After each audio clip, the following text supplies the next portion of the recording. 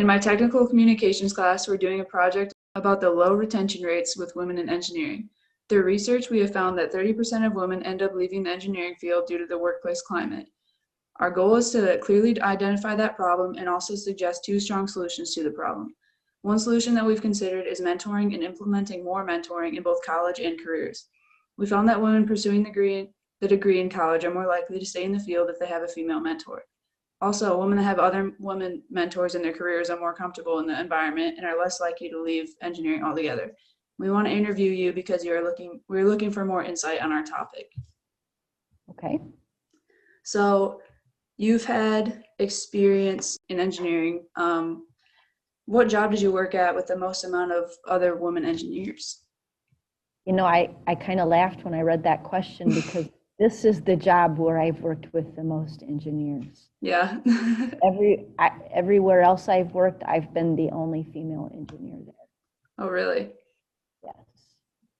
I did work as a consultant with the Kellogg Company and with Procter & Gamble, and there were obviously female engineers in those large corporations, and I did interact with them, but I've not ever had coworkers that are female engineers.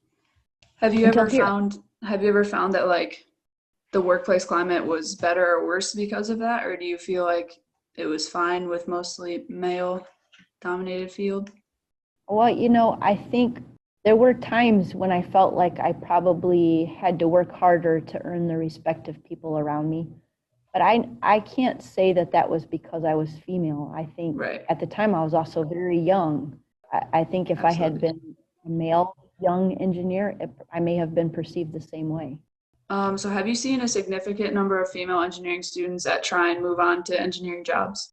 Yes, they have. I have seen them leave here and get successful jobs in engineering.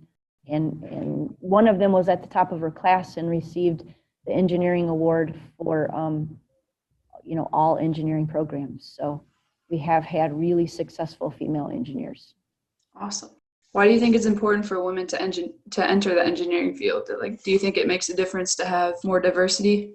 I absolutely think diversity is important. Is a part of that. It's bigger than just whether you're male or female. I think having people who have handicaps, physical challenges, having people from all different races and cultures, that is really important because we're designing solutions, and if we don't understand our audience, then we can't design solutions that work for everybody. I think we get a more creative process when we have diversity at the table. Have you had any personal experience that suggests that women might be treated differently in the engineering field over men? I know that you said that for you, like, not necessarily, I guess, but like, do you think that that is an issue in other areas? One of the biggest ways that they compare women to men in the field is pay, right? And if you look at pay equity, females overall are still, in general, getting paid less than men. But in the 20 years or whatever it's been since they first started measuring it, they've made a lot of progress in that area. Isn't it like 90 cents per every dollar that a male makes? That's the recent thing that I saw. Yeah, that could be. Did you see that in that SWE study? It might not have been the same study, but I've been looking at a lot of SWE things, and so it might have been through that, yeah. Yeah, that sounds about right. And I think when you just look at that for what it is, it can sound like women are not being treated fairly, maybe. But from my personal experience, a lot of women, when they have a family, step back from engineering for a while, right? They're not trying to advance. Like for me personally, I quit my full-time job and I started doing consulting on the side when I had a family at home so that I could keep my skills current, but I wasn't working my way up the corporate ladder. So am I surprised I wasn't in the end making the same wage as men who had stuck with it the whole time? No, I'm not. I feel like I still did really well, when it comes to pay equity. So I think you can't just look at those numbers and assume that it's unfair. You mentioned SWE. So what is your position with SWE here on campus? I'm the faculty advisor for SWE this year. Awesome. So can you explain more about what SWE does to make women in engineering feel more comfortable with just going through college? Well, from a national perspective, SWE has lots of opportunities for women to network professionally and socially. There's a lot of professional development opportunities that happen to continue your education through SWE. They're probably best known for their job fair, and they have the largest engineering job fair in the world, and they're very well known for that. So they create employment opportunities, I would say, and social networks for women. This year, their big initiative was creating a mentoring program. They had been talking about doing that for several years. The fact that we had to go to online classes last spring and how challenging that was for students, especially those freshmen that had only been here for a semester and now had to switch to fully online, that was a really big challenge. And so SWE wanted to create some mentoring partnerships, peer partnerships between, so that if that happened again, we had a better support system in place for our female engineers. I would say those programs are really, really hard to pull off successfully, especially when you don't really know what everybody would want out of them. So we have a long way to go for that to be really what we want it to be. But I'm glad they tried to get it started. Yeah, I think that's awesome because we found that mentoring can help women in engineering out quite a bit.